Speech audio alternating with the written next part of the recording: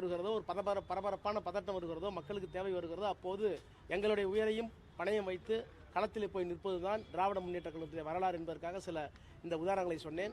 அதை போலவே இப்போது எங்களுடைய முதலமைச்சர் அவர்கள் செய்திருக்கிறார். இதில் அரசியல் கிடையாது. ஆனால் எனக்கு தனிப்பட்ட முறையில் சில கேள்விகள் இருக்கிறது.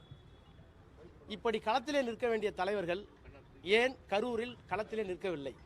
செய்தி அறிந்ததற்கு பிறகும் அவசரமாக செய்தியாளர்களை சந்திப்பதற்கு கூட வெட்கப்பட்டு கொண்டு பயந்து கொண்டு ஏன் சென்னைக்கு வந்தீர்கள்? ஒன்றை என்னால் உணர முடிகிறது.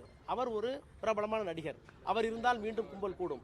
எனவே அவர் திருச்சியில் தங்கிக் கொண்டு இப்போது ட்விட்டர் போடுகிறார்களே, இப்போது கூட இருக்கிறார்களே, அந்த தலைவர்கள் எல்லாம் ஏன் போய் களத்திலே நின்று அவர்களுடைய காயத்திற்கு மருந்து போட்டு இறப்புக்கு நிவாரணம் கொடுத்து அவர்களுக்கு ஏன் ஆறுதல் சொல்லவில்லை?